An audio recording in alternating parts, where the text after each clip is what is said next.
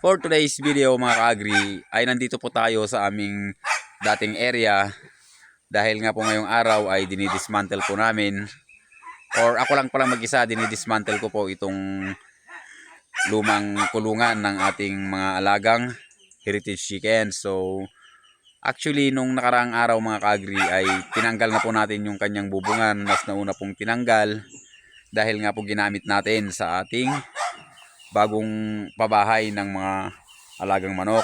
So sa susunod na video mga ka-agri, yun naman po ang ating kukunan or bibidyohan. So ayun nga, dinidismantle po natin itong pabahay ng ating mga alagang manok. So yung mga ibang materials na pwede pang gamitin ay kinuha po natin, or yung iba is kukunin pa natin.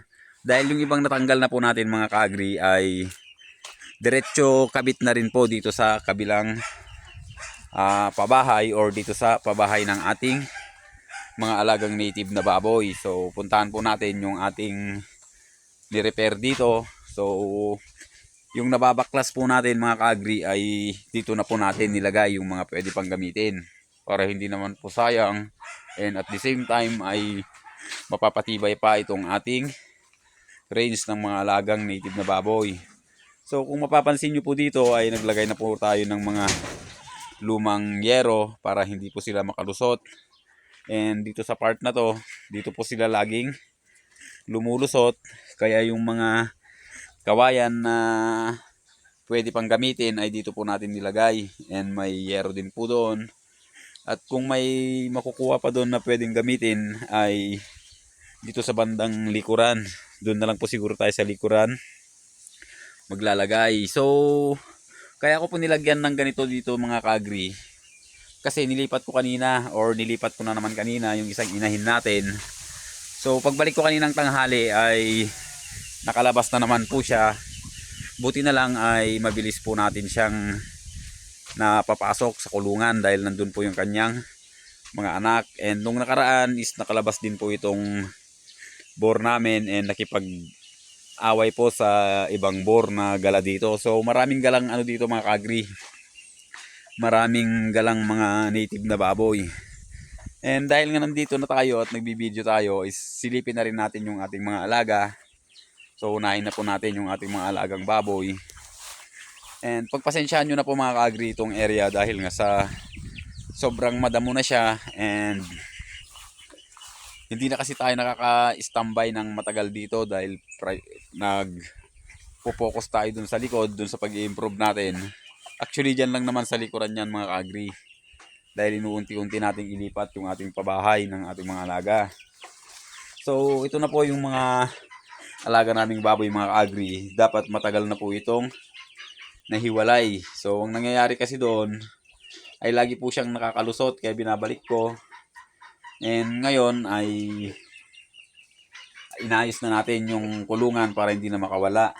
Wala kasi tayong time noon mga ka-agri, kaya hindi natin siya masikaso. So dito naman sa 5, so nabansot na po yung isa. So pinicturean na po natin ito dahil hindi na siguro talaga kukunin. Kaya lang parang may magandang doon, boar. Malaki kasi yung itlog niya mga ka-agri, kaya maganda siguro pantay. So kaya lang hindi pwedeng yan mga ka-agri dahil nga sa mag-inbreeding yung ating mga alaga kung yan ang gagamitin natin. So ibebenta na lang natin. And ito is malapit na pong manganak. So hopefully is marami ulit yung kanyang anak. Dahil nung last ay mayroon po tayong limang naging anak. So yan po yun. And puntahan naman natin itong ating mga alagang pato. So yung mga manok natin mga ka-agri, yung mga natitira is yung mga selected na lang natin. So ayan po sila. And yung iba is nakakulong. And dito naman sa ating mga alagang pato ay masaya naman tayo dahil nakapagpalabas tayo ng mga sisiw. So tuwang-tuwa po tayo and nakapagparami na tayo. Sa ngayon ay marami na naman pong itlog dyan. Nilipat ko na po yung pinanggalingan ng ating mga alaga noon, yung naglimlim dito, nilipat ko na dito dahil may nangitlog dyan na basa nung nakaraan mga ka-agri. So kitang kita nyo naman medyo basa pa dito sa bandang loob.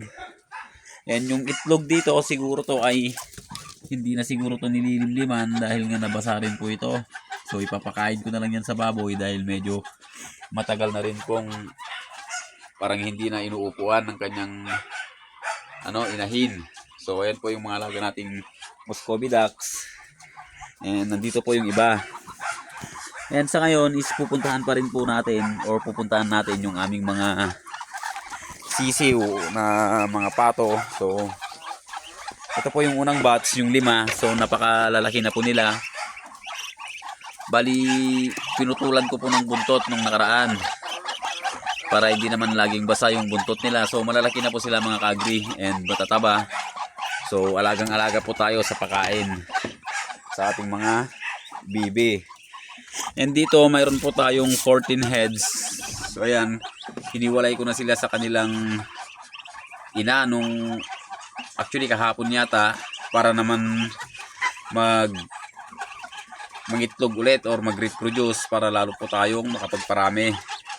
Bali ang gagawin po natin dyan sa susunod ay puputulan din natin ng buntot, yung balahibo sa buntot mga kagri para hindi po laging nababasa.